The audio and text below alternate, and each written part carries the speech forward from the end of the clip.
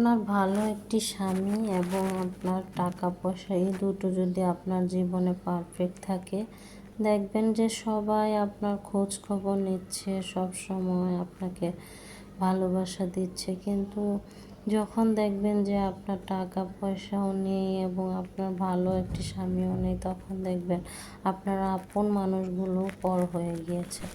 Hello everyone, আসসালামু আলাইকুম। আপনারা সবাই কেমন আছেন? আলহামদুলিল্লাহ, আমি ভালো আছি। আমি মনিরা মৌ আছি আপনাদের সাথে ঢাকা থেকে। তো প্রতিদিনের মতো আবার একটি নতুন ভিডিও নিয়ে আপনাদের মাঝে চলে আসলাম। যারা কোরবানি ঈদে মাংস খেতে খেতে আর ভালো লাগে না, তারা এইভাবে রেসিপিটা রান্না করে খেতে পারেন। আম দিয়ে আমি টক রান্না করব, বাটা মাছ দিয়ে। আপনারা যে কোনো টক দিয়ে এইভাবে সেম প্রসেসে রান্না করতে পারেন, খুবই ভালো লাগবে। বা যাদের মুখের স্বাদ নষ্ট হয়ে গিয়েছে, তারা এই রান্নাটা করে খেলে অবশ্যই তাদের সেই স্বাদটা ফিরে আসবে। এখানে আমি পেঁয়াজ দিয়ে দিয়েছিলাম গরম তেলের মধ্যে, সেটাতে আমি একটু পেঁয়াজ বেটে দিয়েছি। বাটা পেঁয়াজটা দিলে টক রান্নাতে খুবই মজা হয়। আর দিয়েছি রসুন বাটা আর হলুদ, মরিচ, লবণ। এই কটা মশলা দিয়ে আমি ভালোভাবে কষিয়ে আমগুলো দিয়ে দিচ্ছি। আর বাসায় একটা টমেটো ছিল, সেটাও দিয়ে দিছি।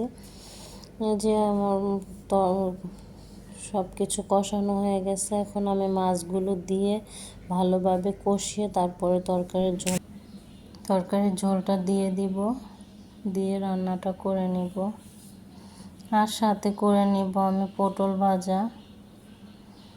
পটলটাকে আমি 4 টুকরো করে তারপরে কেটে নিয়েছি। কেটে তারপরে আমি ওটাতে হলুদ, মরিচ আর লবণ দিয়ে মাখিয়ে তারপরে ভেজে নিব। আমার কাছে 2 টুকরো করে ভাজলে বেশি একটা ভালো লাগে না, এই জন্য আমি 4 টুকরো করে, বেশিরভাগ পটলটা বড় হলে 4 টুকরো করে ভাজি, তাহলে পটল ভাজাটা একটু মচমচে হয়, গরম ভাতের সাথে খেতে ভীষণ মজা লাগে।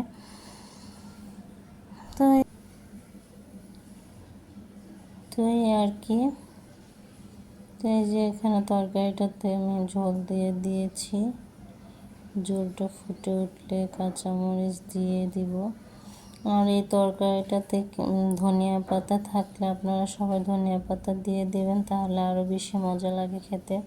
আমার বাসায় ধনিয়া পাতা ছিল না, তার জন্য আমি ধনিয়া পাতাটা দিতে পারিনি। আমার ভিডিওটি এই পর্যন্ত। যারা আমার সাথে আছেন, প্লিজ সবাই আমার ভিডিওটিতে একটি লাইক করে দিবেন। ভালো লাগলে সাবস্ক্রাইব করে দিয়ে আমার পাশেই থেকে যেতে পারেন। শেয়ার করে দিবেন।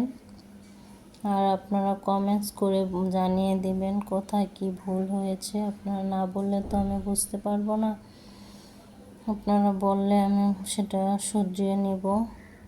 তো আমার জন্য সবাই দোয়া করবেন, আমি যাতে সামনের দিকে এগিয়ে যেতে পারি। আমিও আপনাদের জন্য দোয়া করি এবং সব সময় পাশে থাকবো আপনারাও আমার পাশে থাকবেন। তো এই যে আমার পটলটাকে আমি সুন্দর করে কেটে তারপর মশলা মাখিয়ে নিয়েছি। সবাই সবার জন্য বেশি বেশি করে দোয়া করবেন। জীবনে চলতে হলে দুঃখ কষ্ট সব কিছু নিয়েই জীবন মানুষের।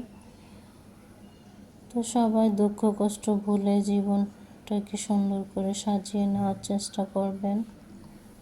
আপনি যে স্থানেই থাকেন না কেন, সব সময় আলহামদুলিল্লাহ করে আপনারা থাকবেন, তাহলে দেখবেন আল্লাহ তাআলা আপনাদেরকে অনেক বরকত দিয়ে দিয়েছে। প্রত্যেকটা মানুষই কিন্তু প্রথম সুখী হয়ে যায় না, তার অনেকটা সময় লাগে সুখী হতে। তো এই তো বিকেলবেলা আমি আসরের পরে মাগরিবের কিছুক্ষণ আগে আমার গাছগুলোকে পানি দিয়ে নিচ্ছি। আমি সব সময় এভাবে গাছ প্রতিদিন পানি দিয়ে ধুয়ে দিই গাছগুলো, তাহলে গাছগুলো দেখতে খুবই সুন্দর লাগে, একদম পরিষ্কার থাকে।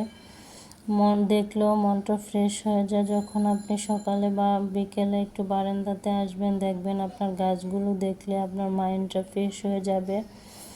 তো এই জন্য এভাবে প্রতিদিন ধুয়ে দিয়ে আমার একটি স্প্রে ছিল বোতলে, সেটা নষ্ট হয়ে গেছে। এই জন্য আমি বোতলটার মুখটাকে এভাবে ছিদ্র করে নিয়েছি।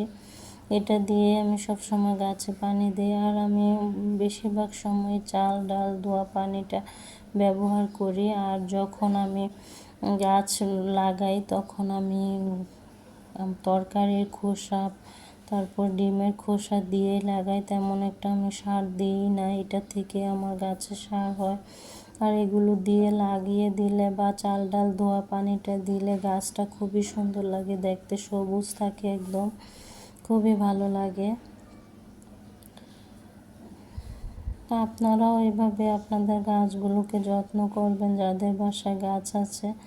গাছ আমার ভীষণ ভালো লাগে। আমার যখনই যেখানে গাছ দেখি ইচ্ছে করে ওখান থেকে গাছ নিয়ে আসি, গাছ কিনে নিয়ে বারান্দাতে জায়গা শেষ, জায়গাও নেই গাছ রাখার।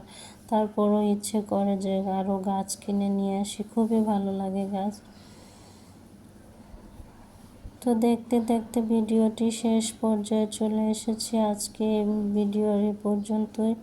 আবার দেখা হবে নতুন একটি ভিডিওতে। ভালো থাকবেন সবাই। আসসালামু আলাইকুম, আল্লাহ হাফেজ।